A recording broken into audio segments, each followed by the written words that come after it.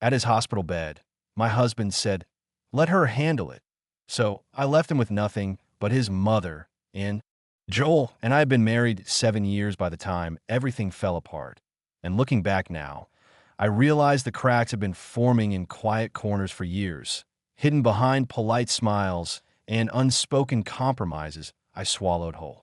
We lived just outside Lincoln Falls, Missouri, in a split-level house we bought during the first spring of our marriage, back when everything still felt like it was moving forward, even if it was already beginning to tilt sideways. I was 36, working as a freelance designer, mostly from home, while Joel, 42, taught sophomore American history at the local high school and carried around the kind of laid-back, soft-spoken charm that made everyone adore him by default, including people who had no clue what it was like to actually live with him. We didn't have children, not because I didn't want them, God knows I did, but because Joel always had another reason to wait. We needed to pay off the car first. Then it was his continuing education. That became this vague, maybe when things feel more stable, excuse that kept stretching further every year until I stopped asking altogether. The last time I brought it up was during our 5th anniversary dinner, and he gave me this patient, tired smile like I was a kid asking for something impossible. I remember walking out of that restaurant feeling like I had swallowed a brick, and from then on, I told myself silence was more comfortable than disappointment. When Joel was scheduled for outpatient gallbladder surgery, I cleared my entire calendar, packed a bag with all the things I knew he'd need, but forget his charger, that awful cinnamon-flavored lip balm he was obsessed with, his softest sweatpants, even the crossword book he only used when he was trying to impress nurses with how many state capitals he remembered. The morning of his procedure, I sat in the hospital waiting area for over 4 hours without moving much, just watching the monitors update in real time as I sipped bad coffee and ignored the ache in my back because I couldn't bring myself to step away, not even to use the bathroom. When they finally called me back, Joel looked groggy and pale, but okay. He reached for my hand with weak fingers and mumbled, "You're here." "Thanks, babe," before dozing off again. I stayed while the nurse adjusted his 4, asked questions about pain management, scribbled notes in my journal so I wouldn't forget anything later, then drove home through late afternoon traffic to make him homemade soup, chicken with wild rice, his favorite, the one he always said beat any version he'd ever tasted at that overpriced deli downtown. When I got back to the hospital that evening, he was dozing again, his mouth slightly open, his hand resting over the blanket like a curled leaf. As soon as he smelled the soup, he blinked and smiled, whispering, "You're the best," and that one moment, brief as it was, felt like everything had been worth it. I didn't go home that night. I stayed in one of those stiff plastic chairs with metal legs and paper-thin cushions that don't forgive your spine for existing. They offered to bring in a cot, but I waved it off. I didn't want to lie down while he kept waking up, moaning softly from the pain, needing help to get to the bathroom, or buzz the nurse when he felt dizzy. That night, I might have gotten 2 hours of sleep total, maybe less. I changed out his water, helped him reposition his legs, and when he got nauseous around 3 a.m., I was there holding the basin, rubbing his back while he apologized for being gross. "Don't say sorry," I whispered, brushing the hair from his forehead. "This is what love looks like, remember?" But I don't think he heard me. I think he was already drifting off again, lulled by pain meds and exhaustion. When morning came, my back was screaming and my feet were swollen from the awkward angle I'd been stuck in all night. But none of it mattered because he was getting better, and I thought that meant something. It was just after 8:30 when the door opened, and for a moment, I assumed it was a nurse bringing in fresh linens or maybe breakfast. Instead, it was Sylvia, his mother. I felt my stomach clench before I even saw her face. She walked in like she owned the place, holding a large paper bag from Honey Brunch, the place Joel loved, but I could never justify paying for unless it was his birthday, and I could already smell the maple sausage and sweet butter wafting from it. She carried his morning ember latte, the one dusted with cinnamon and brown sugar he always craved. I stood up slowly, wincing as my spine resisted, but still managed a civil smile and a polite nod. Sylvia didn't even look at me. She marched straight to Joel, kissed his forehead like he was still 12, then turned to me with that familiar tight-lipped smirk that always made my skin crawl. "You can go now," she said like it was some kind of generous favor. "He needs real care." I blinked once, thinking maybe I'd misunderstood her. But she was already unpacking the bag, setting out the food on the little side table, ignoring me entirely. I looked to Joel, expecting him to shake his head, laugh it off, reach for my hand, anything, but instead he just glanced between us, shrugged like none of this mattered, and said, "Yeah, just let her handle it." I stared at him. He didn't even flinch, didn't look ashamed or conflicted. Just picked up the plastic fork and started digging into a waffle like I hadn't spent the night fighting off exhaustion for him. That silence. It cracked something inside me that I hadn't even realized was still intact. I didn't say anything. I just picked up my bag, slid my phone into my pocket, and walked past Sylvia without a word. She didn't look at me, but I felt her victory hanging in the air like perfume. Something expensive and smug that lingered longer than it should have. The walk down the hospital hallway felt like it lasted hours, and by the time I got to the parking lot, I wasn't angry. Not yet. I was numb. I sat in the car for a full 30 minutes, just staring through the windshield while the morning sun glared down on everything like a spotlight. My phone buzzed once, a message from Joel. "Hey, you okay? You just left." I didn't respond. Not because I didn't have anything to say, but because suddenly I understood something with terrifying clarity. This wasn't about a moment. It was about a pattern I had ignored for too long. A mother who always stepped in, a husband who never told her no, and me, always just outside the circle, always temporary, always optional. And now I was done being optional. I didn't go home that day. Not to the house where my toothbrush still sat in its usual cup or where Joel's slippers sat waiting by the door, because the idea of stepping foot in that space after being dismissed like a temporary nurse made my skin crawl. I drove 2 towns over to a quiet cul-de-sac where my cousin Mallory and her husband were out of town for a week, house sitting for them while they visited family in Oregon. I unlocked the door with the code she texted me months ago, dropped my bag inside the foyer, then went back to the car to get Baxter from the back seat. He jumped out eagerly, tail thumping against the seat, and the moment I saw his happy face, I almost broke because he was mine before Joel ever showed up, and I'd almost forgotten how that used to feel.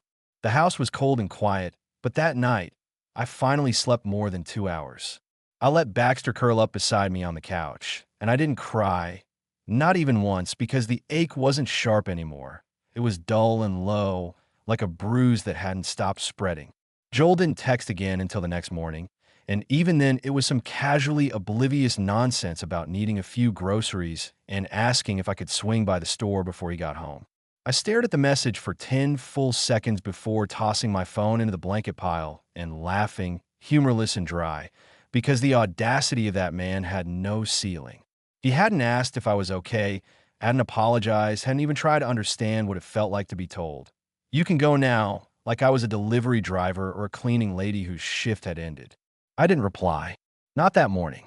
Not that evening. Not the following day when Sylvia tried calling and left a voicemail that made my stomach flip with its syrupy condescension. "Hi, Marla. I understand this has been hard for you. Not all women are natural caretakers, and that's okay. Joel has always had someone looking out for him. He's in good hands now." I blocked her number immediately, not out of anger, but out of sheer necessity, because if I heard her voice again, I might drive straight to her house and say something I couldn't take back. 2 days passed in near silence. I took long walks with Baxter, made coffee with cinnamon like I used it before Joel told me he hated the smell, and sat on the back porch with a blanket around my shoulders, just watching the wind move through the trees. On the 3rd day, Joel called again, and I let it go to voicemail. "I'm getting discharged. I'll be home around 4. Can you grab milk? Maybe some soup too?" I didn't bother responding. I wanted him to walk into a house where comfort no longer lived. I wanted him to feel what absence really meant. When Joel stepped through that front door, he would have found a living room half bare, the throw blankets gone, the decorative pillows missing, the photo frames we bought on our 2nd anniversary stripped clean of the memories they once held. I took what was mine, and only what was mine, every book I had brought into that house, every mug I ever bought, even the cast iron skillet his mother called too heavy to clean properly. I left the couch because it was his before we met, but I took every soft thing that made it worth sitting on. I took my office chair, the good one, and left the splintery desk chair he used when paying bills. I left the fridge full, but canceled the meal subscription that delivered our weekly dinners and changed all the passwords to everything we shared. I left him nothing easy, nothing familiar, nothing he could fall into without thinking. That night, he texted again. "Where are you?" I didn't answer. An hour later, "Why is the house empty?" Still nothing. Just before midnight, he tried calling, and I let it ring, then sent a single text in reply. "You chose her. Let her handle it." The silence that followed was the first real peace I'd felt in years. It only took a day for the whispers to start. First, it was Kelly, a mutual friend from Joel's school, messaging to say, "Hey, Joel posted something weird. Is everything okay with you too?" Then came two more texts from people I barely spoke to anymore. He said you left him in the hospital, and I heard you just walked out on him. The spin was already happening. Joel was shaping the narrative into something that made him the poor, confused husband who had been abandoned by a cold, emotionally distant wife. I read those messages and laughed. Not because they were funny, but because, of course, that's what he'd say. He couldn't bear to tell the truth. That he let his mother replace me in the role I had fought to hold. That he watched me care for him for an entire night and still told me to go like I meant nothing. I didn't respond to any of them. Not yet. Not until I figured out what I wanted to do. Then my sister called. Paige had never liked Joel much, but she tolerated him for my sake. "Did you really leave him at the hospital?" she asked, her voice more curious than judgmental. I told her everything, from the overnight vigil to the moment with Sylvia and the look on Joel's face when he said, "Let her handle it." Paige was quiet for a while before she said, "I knew he was close to his mom, but damn, that's some next-level dysfunction." The next twist came 2 days later when Joel showed up unannounced at my office. I was processing invoices, headphones in, completely unprepared to look up and see him standing there through the glass doors, holding one arm protectively across his stomach like a soldier with a wound. My boss Stan leaned out his office, eyebrows raised, probably wondering if this was a client or a problem. I stood up, walked out into the lobby, and stopped a few feet from Joel, who looked tired, unshaven, and pathetic in a way I didn't even recognize. "5 minutes," he said, voice low. "I just want to talk." I didn't offer him a chair. I didn't lean in. I folded my arms and waited.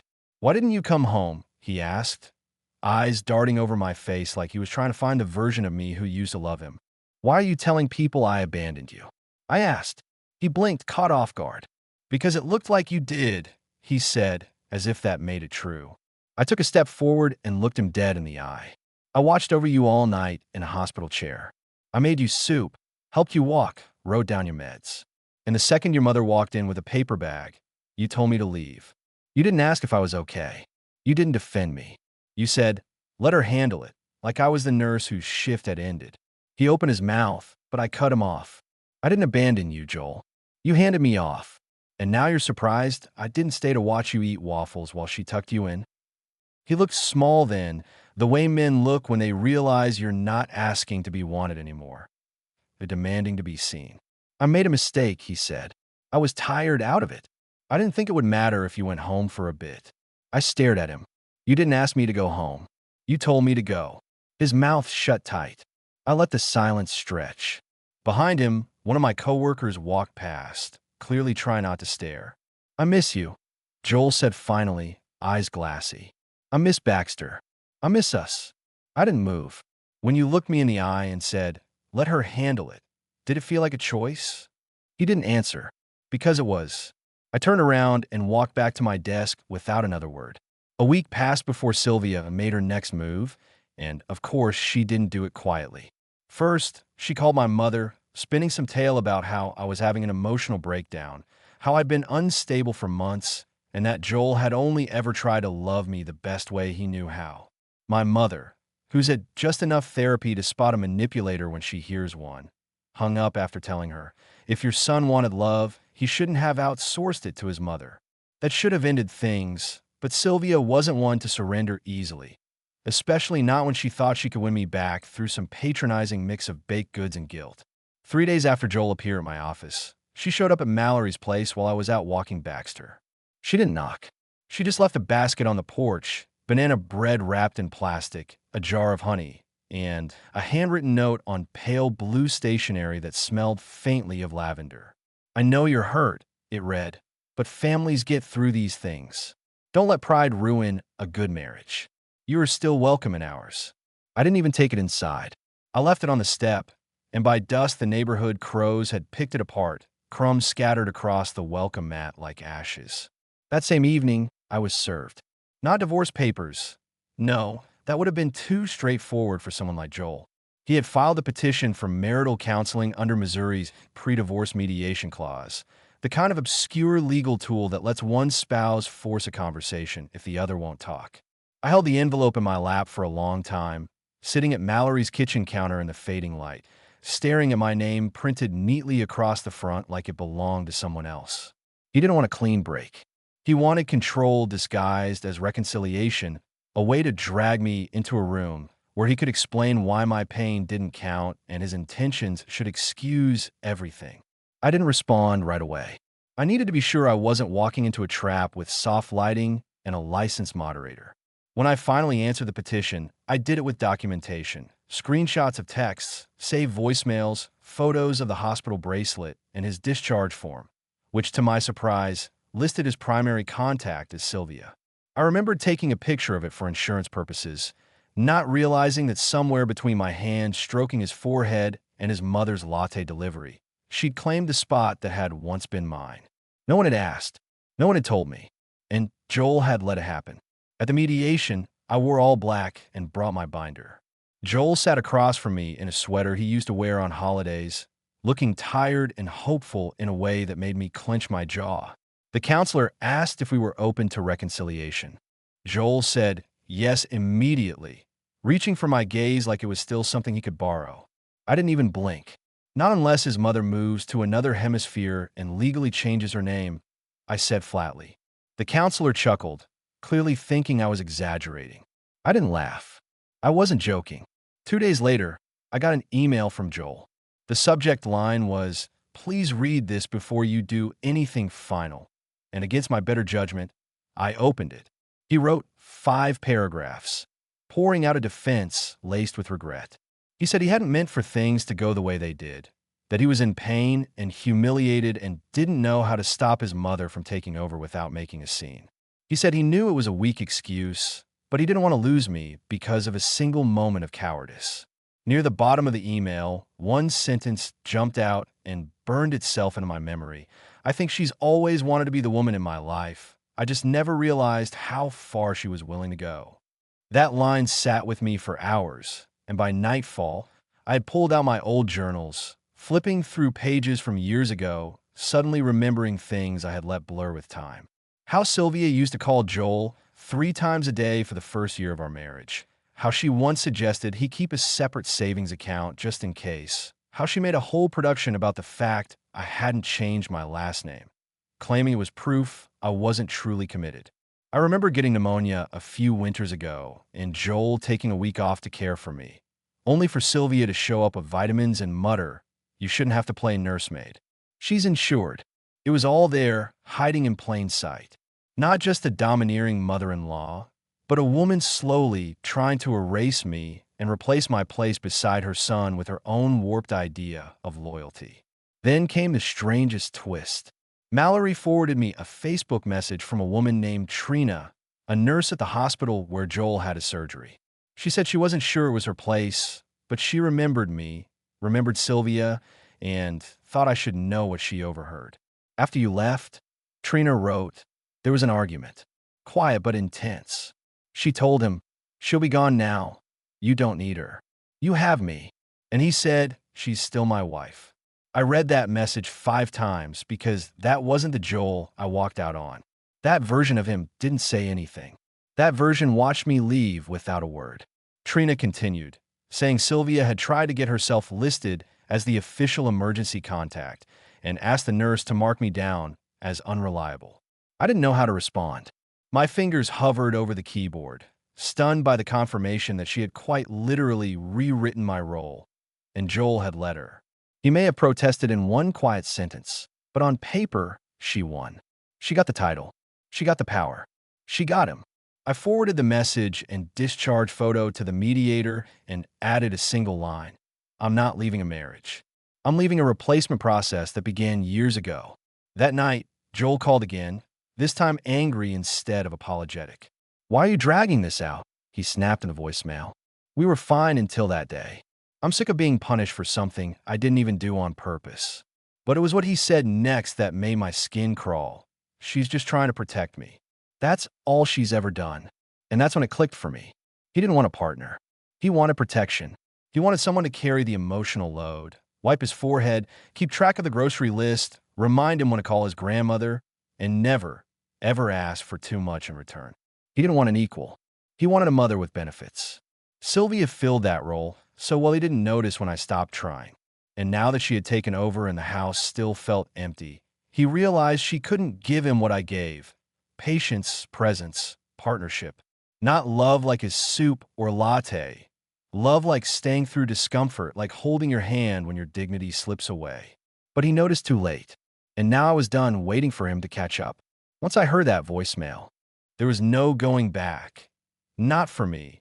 Not for the version of us that had existed before the hospital, before the chair, before Sylvia drew her line in the sand and invited him to step over it with her. I sat on the porch with Baxter sleeping against my legs and listened to his words again, slowly this time, soaking in the tone that had shifted from guilt to irritation, from apology to accusation.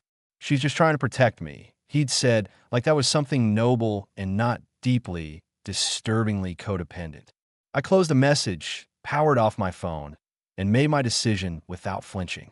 I filed the divorce paperwork the next morning. No lawyers, no theatrics, just clean signatures on digital forms, typed out in silence with my coffee growing cold beside me. I filed under irreconcilable betrayal and third-party interference, attaching the evidence I'd already gathered: the screenshots, the contact forms, the discharge papers, and the nurse's message. Every piece of it painted the same picture.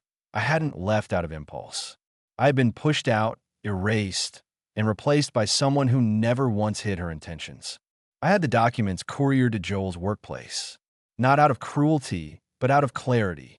I wanted him to open that envelope in a space where he couldn't scream or bargain or spin another story about how I'd given up too soon. He got them on a Friday morning. By that afternoon, I received a text from an unfamiliar number. It was one of his students, a teenage girl I'd met once at a school fundraiser. "Mrs. M, sorry if this is weird," she wrote, "but Mr. M cried during class today. I think he's really messed up." I didn't answer. What could I say? That I was sorry he'd finally felt what I'd been carrying for weeks? That was about time he realized comfort isn't something you inherit. It's something you earn. That night, I did something petty. Not cruel, just deliberate. I drove back to our old house, parked across the street, and watched the windows glow against the cold dark. The lights in the kitchen were on. I could see Sylvia moving around like she lived there now, which she probably did, making tea, maybe soup, her silhouette familiar and smug. Joel was sitting at the table, still and hunched, like a man who wasn't used to silence echoing in his own home. I waited until 9 p.m. exactly. Earlier that week, I'd had all the utilities transferred back into my name, since he'd never bothered to update anything after I left. At 9:01, the power went out. The kitchen light snapped off like a candle in the wind, and through the window, I watched chaos bloom. Sylvia threw her arms up, moving fast and panicked, while Joel stood too quickly and grabbed his side like he'd forgotten about the pain.